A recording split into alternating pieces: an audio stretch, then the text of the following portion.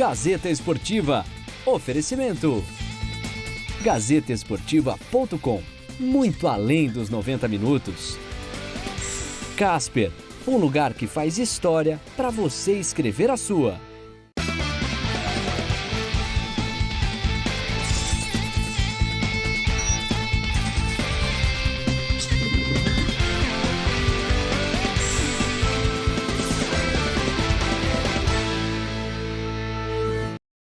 No sofá, a torcida palmeirense chegou sua vez no Gazeta Esportiva.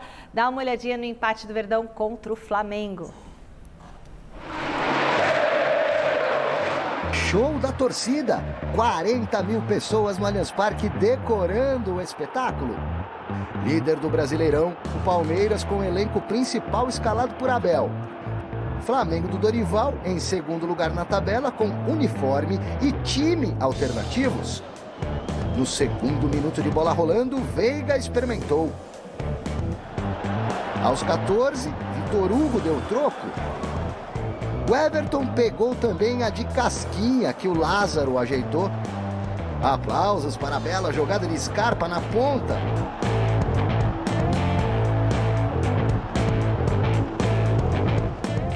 Aos 29, Ayrton Lucas chegou no fundo e colocou na cabeça do Vitor Hugo. 1-0 Mengão.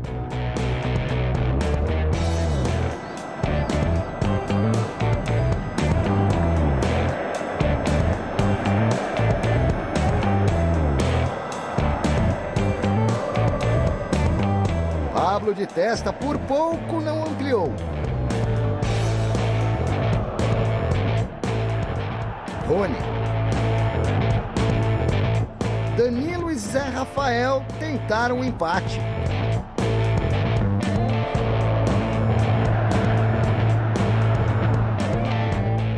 No segundo tempo, o Porco veio com a faca entre os dentes. Veiga só ensaiando. Dudu.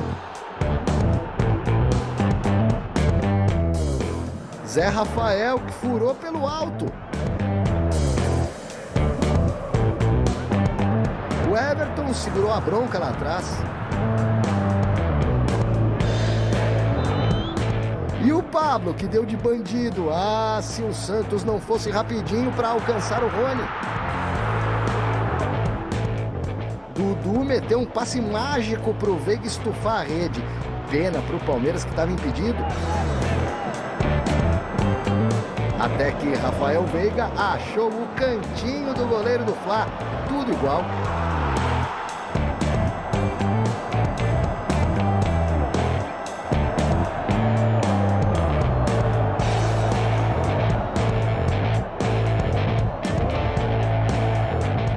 Dorival Júnior então decidiu colocar todas as estrelas que estavam no banco.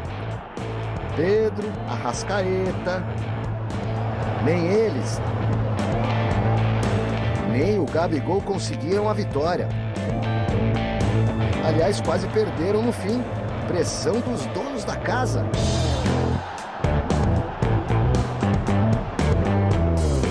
Um a um, placar final. Confusãozinha em campo após o apito do árbitro. E festa da galera palestrina nas arquibancadas pelo resultado que manteve os 9 pontos de diferença para o Flamengo. Pois é, então o Palmeiras está com 8 pontos de vantagem sobre o vice-líder Fluminense, mas o Abel Ferreira nem pensa em baixar o ritmo. Quem vai contar mais pra gente é o Alexandre Silvestre, direto da Academia de Futebol. Boa noite, Silver! Boa noite, Michele. Boa noite, amigos, amigas, inimigos, simpatizantes, time Gazeta Esportiva. Claro, a energia tem que estar lá em cima, o Palmeiras brigando nas duas frentes, Campeonato Brasileiro muito bem encaminhado, Libertadores da América, aí é mata-mata, né? O Abel deu folga para o elenco nesta segunda-feira, portanto a academia esteve praticamente vazia, mas quem acaba de sair por esta portaria. Foi a titia Leila, presidente do Verdão, em um de seus carros possantes blindados. Trabalho para a diretoria do Verdão, que vai monitorando o que acontece também no mercado. Dentro de campo é isso, atividade somente amanhã à tarde. Palmeiras visando já o jogo contra o Fluminense. Curioso, né, Michele, amigos e amigas, é que o Palmeiras vem de 2 rodadas jogando confrontos diretos contra o Corinthians, que era vice-líder, teve o clássico lá em Itaquera, a vitória do Palmeiras, contra o Flamengo, que no final de semana abriu a rodada como vice-líder, o empate no Allianz Parque, e sábado à noite é no Maracanã contra o atual vice-líder, o Fluminense. É bom ficar de olho aberto porque o Fluminense está a 8 pontos do Palmeiras. A distância ainda é grande, mas caiu um pouquinho porque o Fluminense ganhou sua partida e o Palmeiras empatou. O Flamengo fica 9 pontos, aliás, atrás do Palmeiras, mantendo a gordura, o Verdão, em relação ao Flamengo, que em tese é o principal adversário nessa briga pelo título. Aí muita gente já pergunta, Palmeiras é o campeão? Matematicamente, claro que não, né? Mas dá para alguém já pensar nessa situação. O Palmeiras já está passando os confrontos diretos, os principais adversários ficando para trás. O Abel não quer nem saber disso aí, porque para ele a decisão vai ficar mesmo para o final do ano. Fala, Abel! Para mim o campeonato vai ser definido na última jornada.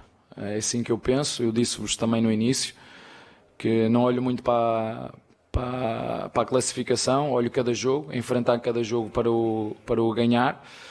É verdade, tínhamos aqui uma sequência muito difícil, jogar com o Atlético, ir ao Corinthians, receber o Flamengo, ir agora aqui ao Fluminense, mas o que eu digo aos nossos jogadores, sim, é difícil para nós, mas também é difícil para os nossos adversários, não é? É difícil para os dois, portanto, é encarar cada jogo, dar o nosso melhor em cada jogo, e esse jogo não vai sair daquilo que é o nosso padrão. Vamos nos preparar bem para esse jogo contra uma grande equipa, contra um grande treinador, muito bem, com uma ideia de jogo muito bem implementada. Sabemos que é em casa deles, mas o nosso objetivo e as nossas intenções não mudam em função do adversário. Agora, a valia dos adversários, sim. Umas vezes apanhamos adversários muito qualificados, e aquilo que vai acontecer, vamos apanhar um adversário muito qualificado, com uma mistura boa entre jogadores experientes e jovens, e com um excelente treinador. Uma boa diferença aí para esse confronto com o Fluminense em relação à logística, treinamentos, é que o Palmeiras está com a semana de novo livrinha, só de treinamentos, enquanto o Fluminense jogou com o time força máxima na rodada do final de semana do Brasileiro, tem a Copa do Brasil mata-mata com o Corinthians na quarta, para jogar de novo aí contra o Palmeiras, tentando encurtar um pouquinho mais essa distância para o líder do Campeonato Brasileiro. Já eu volto com mais Abel Ferreira e essa polêmica dos treinadores brasileiros que o atacaram na semana passada. Ai, nossa, eu adoro essa polêmica, muito bom. Celso Cardoso, você não acha que o Palmeiras já está com uma mão na taça? Não, acho cedo. Palmeiras, ainda ele... tem 45 pontos, é isso, pela frente? Tem 16 jogos, né? Tem 16... 16 ou 15 jogos? Não, 17 por jogos. 15, 38 rodadas, 20... 15 jogos. 15 vezes 3, 45 pontos. Porque, veja só, a gente não... Às vezes a gente se empolga com um momento, e eu acho que faz sentido, mas se você pegar, vamos imaginar que o Fluminense vença o Palmeiras no Rio. Então a diferença do Fluminense pro Palmeiras cai para 5. 5 pontos, com 14 rodadas pela frente. Flamengo vencendo, essa diferença cai para 6. Sabe? Então... O Corinthians eu não vou colocar nesse balaio aí, mas, enfim, a diferença que hoje é 10 cai para 7. Com 15 rodadas, sei lá, é difícil, mas é possível, não tem nada de absurdo. Então, não coloco o Palmeiras como campeão, não. Mas ele encaminhou, né? A partir do momento que ele mantém para o seu maior rival a diferença de 9. Ele está no caminho certo, mas é cedo ainda para falar que está com a mão na taça. Esse campeonato vai ser decidido nas 3 últimas rodadas, do jeito que está. Não, talvez antes. Se o Palmeiras mantiver esse ritmo aí, antes. Não, mas não vai manter. É impossível.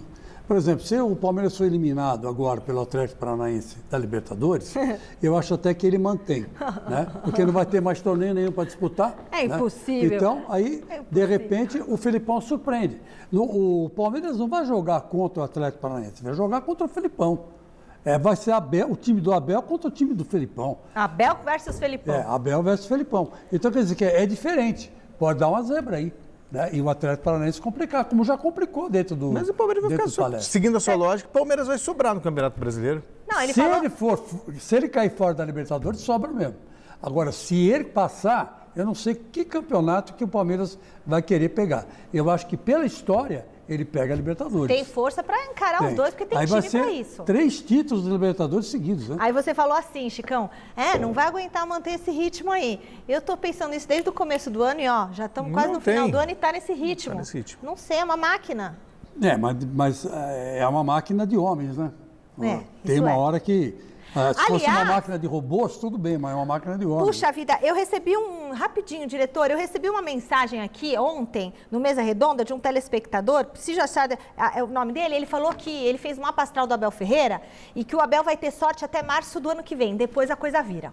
Enfim, depois eu vou ver o nome dele aqui. A gente fez o palpitômetro na sexta-feira com os jogos do Palmeiras contra o Flamengo e também do Santos contra o São Paulo. Vamos conferir quem acertou? Vamos ver, vamos lá. Eu falei 2-1 pro Palmeiras, errei. O Flávio falou 2-1 pro Flamengo, também errou. Quem é? O Chico falou 2-0 pro Flamengo, errou, Chicão. O Silvestre 3-1, também errou. E não, todo mundo errou. E o Celcinho, que estava de folga, mas pegaram o palpite dele, porque não escapa, 2-1 pro Flamengo. Então, o palpitômetro ninguém acertou. Agora vamos lá. Quanto ao clássico do Sansão, olha só, eu podia ter invertido. Você viu que eu botei 1-1? Podia ser no outro jogo, né? Não vale trocar, né, diretor? Então vamos lá. Olha, 1-1 eu. O Chico acertou. O Chico acertou e o Garrafa acertou. É isso? É isso. Parabéns! Chico e Garrafa, ponto! Eles estão na frente na nossa tabelinha de palpitômetro. A gente podia fazer uma tabelinha de palpitômetro, diretor. Não faz não, que eu vou ficar em último. Eu e o Celso. Vai precisar de 1h30 de programa. Tá vendo? Até tô tossindo, olha. Mas eu acho legal. Seria legal, os dois primeiros que acertaram. Bacana. Você acertou aquela Copa do Mundo e nunca mais. Ó, debatemos depois. Você sabia... Tá de novo na sua área, na tela. Vem aqui, Silver. Ontem o Abel Ferreira falou sobre as recentes polêmicas, né, com alguns treinadores brasileiros. E o que foi que você perguntou para ele? Conta pra gente o que ele disse, Silver. O Abel deu uma amenizada. A última pergunta da coletiva foi minha, eu toquei nesse assunto, né? O Cuca, nas últimas horas, também disse que o Abel teve razão ao dizer que foi difícil penetrar no bloco dele, Abel Ferreira, né, no jogo do Galo, no Allianz Parque pela Libertadores, que o Atlético tentou, mas não conseguiu. Então o próprio Cuca deu uma amenizada nessa história e o Abel também tirou peso dessa disputa extra-campo, principalmente envolvendo o Jorginho, o Mano Menezes, e até revelou um segredinho depois da minha pergunta. Vamos ouvir o professor. Olha, aqui o futebol é tão mágico. Às vezes, à semana, eu costumo fazer a pelada com os nossos funcionários. E eles são amigos, não é? Mas na pelada eles se xingam uns aos outros. Eu disse, como é que é possível? Que o futebol realmente tem esta paixão. Eu vou contar aqui um segredo que ninguém sabe. O meu curso de quarto nível foi feito em Fátima. Sabem quem era um dos meus parceiros de carteira? É o atual treinador do Internacional. O Mano Menezes era meu parceiro de carteira. Mais, deu-nos aulas. Portanto, eu já vos disse, eu já falei aquilo que penso dos treinadores brasileiros. E vocês sabem. Felizmente tenho boas memórias, porque o primeiro treinador que me puxou, que me deu a oportunidade de jogar na primeira divisão, foi o Paulo Autuori. Eu já disse isto várias vezes. O treinador que me chamou à seleção foi o Scolari. Eu já disse isto várias vezes. E o resto faz parte do futebol. O que acontece dentro das 4 linhas, morre ali. O resto é futebol e nós aqui vocês aqui são mesmo muito, mas muito apaixonados pelo futebol. E quando eu estou a fazer essa pelada lá, eu disse, pá, vocês não são amigos, por que se xingam dessa maneira? Pô, não pode ser, professor, tem que fazer, tem que correr. Não corre para trás, quer apanhar táxi. Apanha táxi. E depois eu fico assim, como é que pode ser? Isto não é que amigos, não, professor, aqui é jogar para ganhar. Isso, ok. E eu estou ali na desportiva. Estou ali para tentar divertir-me, mas eles não me deixam de... é para ganhar, então bora lá ganhar. Portanto, comigo está tudo em paz. E o Abel disse também que na hora da competição, quando a bola rola, ele não está lá no gramado para fazer amigos, que ele é assim, não gosta de perder, mas fora de campo ele se considera um cara legal. Legal, então deixa a gente conhecer esse seu lado, né, Abel? Esse cara legal que a gente sente falta desse contato, né? Deixa eu contar uma história que eu estava falando aqui pro Celso. Tem gente que assistiu o jogo Palmeiras e Corinthians bem assim, pertinho do banco de reserva, né? E teve uma hora que o Abel estava falando pra caramba, xingando o juiz. O Vitor Pereira não aguentou, levantou do banco, foi lá e deu uma bronca no Abel Ferreira. É mesmo? Xingou o Abel Ferreira, tudo que foi nome, e mandou ele ficar quieto. O Abel ouviu? O Abel ouviu, lógico, estava pertinho. Mas acabou o jogo, os dois se abraçaram, se confraternizaram. Por quê? Os patrícios. Olha, veja bem, ele respeita os treinadores. Ele fala isso, ele não fala por mal. E outra coisa, o Vitor Pereira xingou ele para cá, acabou o jogo e se abraçaram. Eles têm outro conceito. É o calor do momento. É o calor do momento. Futebol às vezes desperta realmente um lado mais efusivo, digamos assim, descontrolado. Você está com o nervo fora da pele, né? Entendo, é compreensível. De qualquer maneira, não se trata de o Abel revelar pessoa boa. A gente está aqui, na verdade, não é para avaliar a pessoa, e sim a obra. É o trabalho do Abel. Mas é que a pessoa acaba contando, né, Celso? Mas ele analisou o trabalho dos Então, que não foi uma postura muito legal, assim. Também, e aí sim, como eu falei, a questão cultural também prevalece. Eles estão acostumados a falar o trabalho dos outros, tal, e a coisa funciona. Mas aqui a gente tem, assim... Mas é muito legal. Esse melindre, digamos assim. Do jeito assim. que ele foi xingado pelo Vitor Pereira, era para ele sair do banco e dar uma porrada no Vitor Pereira. Mas não, eles estão acostumados a isso aí. Há uma batida, né? Um choque. Chico Lang, qual clube paulista chega mais forte à semifinal da Copa do Brasil? A maioria respondeu que é o Corinthians. Tchau.